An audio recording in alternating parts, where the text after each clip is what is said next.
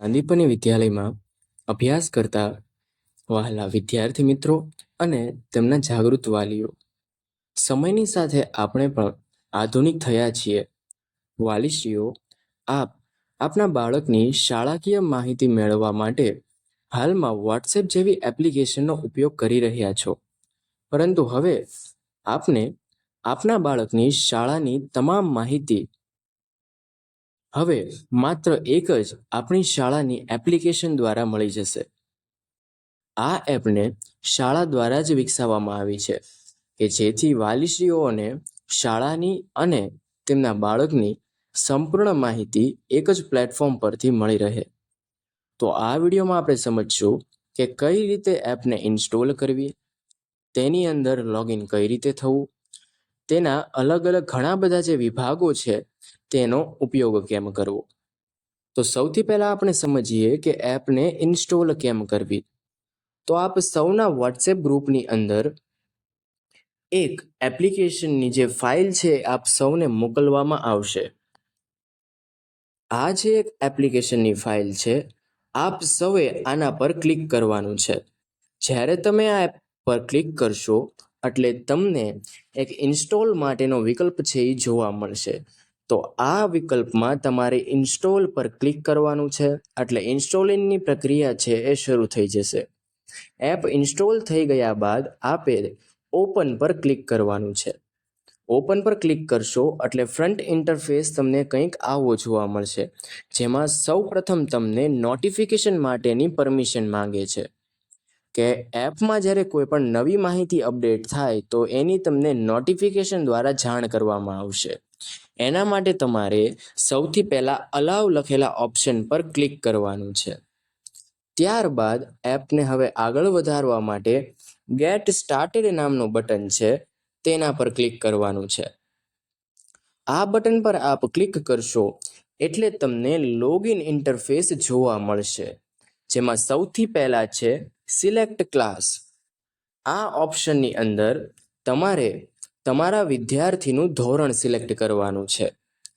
જેમાં તમે એ ઉપર ક્લિક કરશો એટલે તમને 9A, 9B, ધોરણ 10A, 10B, ધોરણ 11 સાયન્સ, કોમર્સ, આર્ટ્સ અને ધોરણ 12 સાયન્સ, કોમર્સ, આર્ટ્સ જેવા વિકલ્પો જોવા મળશે. આપનું બાળક જે ધોરણમાં અભ્યાસ કરતું હોય એ ધોરણ અહીંથી સિલેક્ટ કરવાનું રહેશે. જેમ કે હાલમાં એક વિદ્યાર્થી ધોરણ 9A ની અંદર અભ્યાસ કરી રહ્યો છે, તો હું 9A ને અહીંથી સિલેક્ટ કરીશ. ત્યારબાદ છે GR નંબર. તો એની પછીના ઓપ્શનમાં તમારે અહીં GR નંબર લખવાનો રહેશે. જે વિદ્યાર્થીનો GR નંબર હોય તે અહીંયા ફિલ કરશો. ત્યારબાદનો ઓપ્શન છે મોબાઈલ નંબર. તો આપે એડમિશન સમયે જે મોબાઈલ નંબર શાળાએ રજીસ્ટર કરાવેલો હશે તે મોબાઈલ નંબર તમારે અહીં એડ કરવાનો છે. તો એ મોબાઈલ તમે જ્યારે એડ કરી આપશો ત્યારબાદ એની નીચે છે પાસવર્ડ. આ પાસવર્ડ છે એ તમને શાળાએથી આપવામાં આવશે. તો તમારી જવાબદારી છે કે તમે શાળાએથી આ પાસવર્ડને અચૂકપણે મેળવી લેશો અને આ પાસવર્ડનું ખાસ ધ્યાન રાખશો, કારણ કે આ પાસવર્ડ પરથી જ એપ શરૂ અને બંધ થશે. આ બધી ડિટેલ ફિલ થયા બાદ આપે નીચે સ્ટાર્ટ બટન પર ક્લિક કરવાનું છે. સ્ટાર્ટ બટન પર ક્લિક કરશો એટલે તમારી માહિતી વેરિફિકેશન માટે જશે. જો તમારી બધી માહિતી સાચી હશે તો તમને આપણી એપની આ હોમ સ્ક્રીન છે એ જોવા મળશે, જેમાં ઘણા બધા વિભાગો તમને દેખાશે.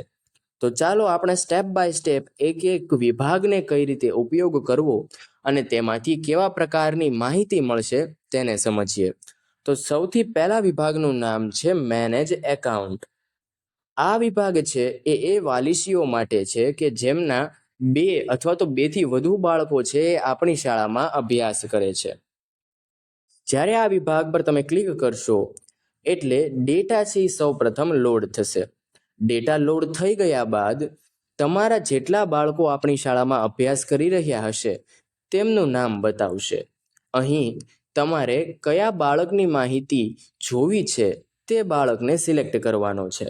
જેમ કે મારે પહેલા બાળકની મારી માહિતી જોઈ રહી છે, તો મકવાણા જયેશભાઈને હું અત્યારે સિલેક્ટ કરીશ. જ્યારે હું એના પર સિલેક્ટ કરીશ એટલે ફરી એકવાર પ્રોસેસિંગ થશે. આ પ્રોસેસ પૂરી થઈ ગયા બાદ આપ ફરી એકવાર હોમ સ્ક્રીન પર આવી જશો. ત્યારબાદ એની બાજુનો જે વિકલ્પ છે તે છે પ્રોફાઇલ. આપ જે વિદ્યાર્થીના નામથી હાલ રજીસ્ટર છો અથવા જે વિદ્યાર્થીની માહિતી હાલમાં જોઈ રહ્યા છો તેનું નામ તમને આ પ્રોફાઇલ વિભાગમાં જોવા મળશે. ડેટા લોડ થઈ જશે એટલે તમને દર્શાવવામાં આવશે કે હાલમાં તમે કયા વિદ્યાર્થીની માહિતી જોઈ રહ્યા છો. જેમ કે અત્યારે હાલમાં હું મકવાણા જયેશ જે ધોરણ 9A અભ્યાસ કરી રહ્યો છે તેની માહિતી અત્યારે મને દેખાઈ રહી છે. તો પ્રોફાઇલમાં આપ કયો વિદ્યાર્થી હાલમાં એક્ટિવ છે તેની માહિતી મેળવી શકશો. ત્યારબાદનો વિભાગ છે એ છે એટેન્ડન્સ. એટેન્ડન્સ એટલે થાય હાજરી, કે આપનું બાળક છે એ શાળાએ રેગ્યુલર આવી રહ્યો છે એટલે કે હાજર છે કે ગેરહાજર તેની સંપૂર્ણ માહિતી તમને આ વિભાગ દ્વારા જોવા મળશે. તો જ્યારે તમે આ એટેન્ડન્સ વિભાગ પર ક્લિક કરશો એટલે સૌથી પહેલાં ડેટા છે એ લોડ થશે. ત્યારબાદ તેની અંદર તમને સૌથી પહેલાં તારીખ દર્શાવવામાં આવશે કે હાલમાં 17 તારીખનો ડેટા આપ જોઈ રહ્યા છો. તો 17 તારીખે જે જયેશભાઈ છે એ એબસન્ટ છે એટલે અહીં તમને એબસન્ટ લખેલું દર્શાવવામાં આવશે. ઉપરાંત તમારે ગઈકાલનો ડેટા જોવો છે કે ગઈકાલે આપનું બાળક હાજર હતું કે ગેરહાજર હતું. તો એના માટે આપે અહીં ઉપર સિલેક્ટ ધ ડેટ નામનું એક બટન આપ્યું છે, તેના પર ક્લિક કરવાનું છે. જ્યારે આ બટન પર ક્લિક કરશો ત્યારે તમને એક કેલેન્ડર જોવા મળશે. આપે જે તારીખનો ડેટા જોવો છે તે તારીખને સિલેક્ટ કરશો, ત્યારબાદ ઓકે પર ક્લિક કરશો એટલે ફરી એકવાર ડેટા છે એ લોડ થશે. ત્યારબાદ તમને ફરી એકવાર ડેટે આપનો વિદ્યાર્થી હાજર હતો કે ગેરહાજર હતો તે માહિતી દર્શાવવામાં આવશે. અહીં 16 તારીખે જયેશભાઈ છે એ હાજર હતા એટલા માટે અહીં પ્રેઝન્ટ લખાઈને આવી રહ્યું છે. ત્યારે હોમવર્ક વિભાગ, કે આપનો બાળક રેગ્યુલર ગૃહ કાર્ય કરી રહ્યો છે કે નહીં તેની માહિતી આ હોમવર્ક વિભાગ દ્વારા આપને મળતી રહેશે. તો જ્યારે આપણે હોમવર્ક વિભાગ પર ક્લિક કરશું એટલે ફરી એકવાર ડેટા છે એ લોડ થશે. ત્યારબાદ આપને અહીં દર્શાવશે સૌથી ઉપર તારીખ, કે તારીખ 17/7ના રોજ મકવાણા જયેશભાઈ છે તેમનું ગૃહ કાર્ય છે એ અધૂરું છે અથવા તો પૂર્ણ થયું નથી એટલે અહીં નોટ કમ્પ્લીટેડ એવું લખાઈને આવી રહ્યું છે. આમાં પણ જો તમારે એમનું ગઈકાલનું કે એની પહેલાંના દિવસોનું પણ હોમવર્ક થયું છે કે નહીં તેની માહિતી મેળવવી છે તો ફરી એકવાર ઉપર જે સિલેક્ટ ધ ડેટ નામનો ઓપ્શન છે તેના પર ક્લિક કરવાનું છે. તેના પર ક્લિક કરશો એટલે ફરી એકવાર કેલેન્ડર છે જોવા મળશે, જેમાં આપણે તારીખ સિલેક્ટ કરવાની છે. તારીખને સિલેક્ટ કરીને ઓકે પર ક્લિક કરશો એટલે ફરી એકવાર ડેટા છે એ લોડ થશે અને ત્યારબાદ આપણને 16 તારીખનો ડેટા જોવા મળશે કે જયેશભાઈનું હોમવર્ક થયું છે કે નહીં. આ રીતે તમે આગળની કોઈ પણ તારીખે આપના બાળકનું હોમવર્ક સંપૂર્ણ થયું છે કે નથી થયું તે જોઈ શકો છો. જેમ કે 15 તારીખે જયેશભાઈનું હોમવર્ક છે એ પૂરેપૂરું થઈ ગયું છે, જેથી અહીં કમ્પ્લીટેડ લખાઈને આવી રહ્યું છે. ત્યારબાદનો જે વિભાગ છે તેનું નામ છે યુનિટ ટેસ્ટ.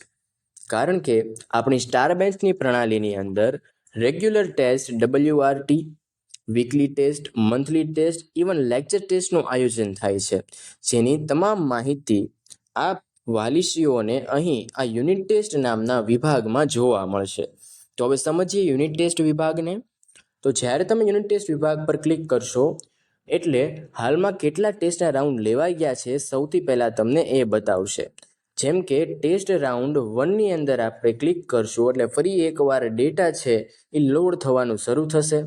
ત્યારબાદ સૌથી પહેલાં આપને આપના બાળકનું નામ, એનું ધોરણ, એનો GR નંબર, ટેસ્ટ ક્યારે લેવાઈ હતી એ જોવા મળશે અને સૌથી નીચે આપના બાળકના વિષય પ્રમાણેના માર્ક જોવા મળશે, કે જેની અંદર હાલમાં જે આ બાળક છે એ 9મા ધોરણમાં અભ્યાસ કરી રહ્યો છે તો તેમના તમામ વિષય જેવા કે ગણિત, વિજ્ઞાન, અંગ્રેજી, સામાજિક વિજ્ઞાન, ગુજરાતી, સંસ્કૃત અને હિન્દી જેવા વિષયો અહીં દર્શાવવામાં આવ્યા છે. આની અંદર બાળક કેટલો સ્કોર કરે છે એ તમને અહીં જોવા મળશે. જેમ કે ગણિતમાં તેમને 30માંથી 29 માર્ક છે એ પ્રાપ્ત થયા છે. વિજ્ઞાનની અંદર કુલ ગુણ 30 હતા, જેમાંથી 25 માર્ક પ્રાપ્ત થયા છે. આ પ્રકારે એમની માહિતી છે એ અહીં દર્શાવવામાં આવશે. આમ જેમ જેમ ટેસ્ટના રાઉન્ડ બાળક છે એ દેતો જશે એ પ્રમાણે એપની અંદર તમને test round 1, test round 2, test round 3 એવી રીતે ઘણા બધા રાઉન્ડ છે તમને અહીં દર્શાવવામાં આવશે.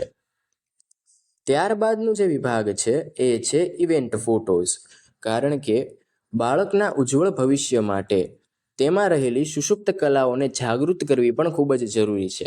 એટલે આપણી શાળામાં ઘણા બધા તહેવારોની, અનેક ઉત્સવોની અને ઘણી બધી પ્રવૃત્તિ પણ આપણે કરાવીએ છીએ. એ તમામના ફોટોઝ અને વિડીયોઝ છે એ આપને આ ઓપ્શનમાં જોવા મળશે. આ ઓપ્શન પર ક્લિક કરશો એટલે હાલ સુધીમાં જેટલી એક્ટિવિટીઝ પણ થઈ છે તેમનું તમને અહીં એક લિસ્ટ દર્શાવવામાં આવશે, જેમાં વાર્ષિકોત્સવ, પ્રવાસ, તહેવાર, પ્રવૃત્તિઓ અને ઘણા બધા હજી બીજા પણ આની અંદર વિભાગ છે. જેમાં સૌથી પહેલાં આપણે વાર્ષિકોત્સવ પર ક્લિક કરશું એટલે બધા ફોટોઝ છે એકવાર લોડ થશે. ત્યારબાદ આની અંદર જેટલા ફોટોઝ એ વિભાગને લગતા હશે તે અહીં તમને બધા દર્શાવવામાં આવશે, જેને તમે ક્લિક કરીને પણ જોઈ શકો છો.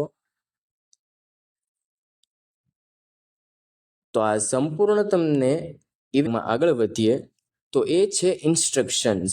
એનો મિનિંગ થાય સૂચનાઓ. કે શાળાકીય કોઈ પણ સૂચના છે જે તમને વોટ્સએપ ગ્રુપમાં મળતી હતી, હવે એ પણ આપને આપણી એપમાં જ જોવા મળશે. કે હવે આપણે ઇન્સ્ટ્રક્શન પર ક્લિક કરશું એટલે બધા જ ઇન્સ્ટ્રક્શન્સ છે એ લોડ થશે અને શાળામાંથી જે પણ માહિતી અથવા જે પણ નવી સૂચના છે એ મૂકવામાં આવી હશે એ તમને અહીં દર્શાવવામાં આવશે. જેમ કે આવતીકાલે રજા છે, શાળાનો સમય, કોઈ ફીસને લગતી માહિતી હોય, એ તમામ પ્રકારની માહિતી છે એ તમને આ વિભાગમાં દર્શાવવામાં આવશે. ત્યારબાદનો ઓપ્શન છે જેનું નામ છે ટાઈમ ટેબલ. કારણ કે મેં પહેલાં જણાવ્યું એમ કે સ્ટાર બેચની પ્રણાલી પ્રમાણે દરરોજ ટેસ્ટનું શેડ્યુલ એક ફિક્સ હોય છે. તો એ ટેસ્ટના શેડ્યુલનું ટાઈમ ટેબલ જે છે એ તમને આ ટાઈમ ટેબલ નામના વિભાગની અંદર જોવા મળશે. જ્યારે આ વિભાગ ઉપર આપ ક્લિક કરશો એટલે ફરી એકવાર જેટલી ટેસ્ટના ટાઈમ ટેબલ છે એ તમને અહીં દર્શાવવામાં આવશે. આપનો બાળક જે ધોરણમાં અભ્યાસ કરતો હોય એ ધોરણ આપે સિલેક્ટ કરવાનું છે. જેમ કે અત્યારનું જે બાળક છે એ ધોરણ 9માં અભ્યાસ કરી રહ્યો છે તો હું ધોરણ 9 ટેસ્ટ ટાઈમ ટેબલને સિલેક્ટ કરીશ. એટલે ફરી એકવાર ફોટોઝ છે એ લોડ થશે અને અહીં ઉપર તમને એ ફોટો છે એ જોવા મળશે કે જેની અંદર તમે તમારા વિદ્યાર્થીની ટેસ્ટ કઈ તારીખે કયા વિષયની લેવાઈ રહી છે એ પણ આપ જોઈ શકશો. ત્યારબાદનો જે વિભાગ છે એ છે રિઝલ્ટ. કે આપણી શાળા ઘણા વર્ષોથી કાર્યરત છે અને આપણી શાળાએ દર વર્ષે બોર્ડની અંદર 100% રિઝલ્ટ આપ્યું છે. તો એ રિઝલ્ટ છે એના ફોટોઝ અને વિદ્યાર્થીઓની તમામ ટકાવારી આપના રિઝલ્ટ વિભાગની અંદર જોવા મળશે. એના પર આપ ક્લિક કરશો એટલે આપને એક લિસ્ટ જોવા મળશે કે ધોરણ 10, ધોરણ 12 સાયન્સ, ધોરણ 12 કોમર્સ અથવા તો આર્ટ્સ. એ વિભાગ પર આપ ક્લિક કરશો એટલે એની અંદર જે આપણા ઝળહળતા તેજસ્વી તારલાઓ છે તેમના ફોટોગ્રાફ છે એની અંદર જોવા મળશે. ત્યારબાદનો જે વિભાગ છે એ છે સ્કૂલ ઇન્ફોર્મેશન.